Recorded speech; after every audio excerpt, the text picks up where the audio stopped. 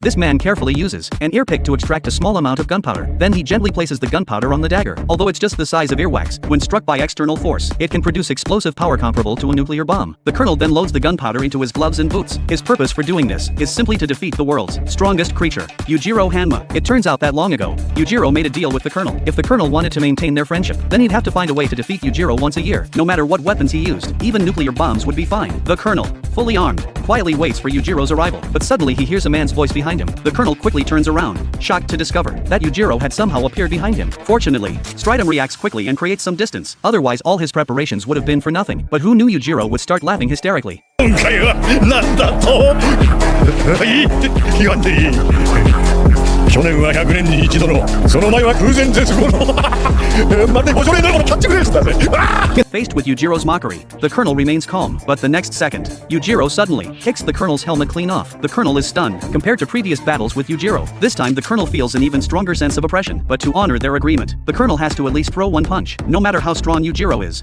he's still human. He refuses to believe there's no carbon-based lifeform that explosives can't handle. But before he can finish speaking, his armor splits in half. To prevent Yujiro from seeing his inner fear, the colonel bumps his fists together to psych himself up, forgetting his gloves are packed with explosives. This IQ is truly concerning. Maybe because beating up weaklings is too boring. This time Yujiro decides to play in the big leagues. He goes to the Arizona State Prison, planning to have a real man showdown with Oliva. Seeing this, Oliva doesn't waste words. He strips off his shirt, revealing his perfectly sculpted muscles. But faced with Oliva's massive muscles, Yujiro shows nothing but disdain. Oliva then assumes his fighting stance. The world's strongest creature, Yujiro Hanma, versus America's strongest fighter, Oliva. Who will prove superior? Oliva mobilizes all his muscles, throwing a fierce punch at Yujiro, but he never expected Yujiro's punching speed to be so incredibly fast. In just an instant of contact, Oliva gets punched flying several meters away. Getting back up, Oliva can't help but admire the power of that punch. Looks like he got careless. If it comes down to pure strength, he definitely won't be at a disadvantage. At this moment, both men keep climbing in their respective altitudes, but suddenly Yujiro starts exerting force. Oliva's altitude actually starts dropping, just a difference of 0.01 centimeters. This battle for world's strongest still ends with Oliva's defeat. Meanwhile, Baki is in his home's basement, starting to practice using his demon brain simulation. Baki doesn't dare relax for a moment. Every cell in his body is in maximum tension. Gradually, phantoms begin appearing in this dark room. What Baki conjures with his demon brain is actually his father,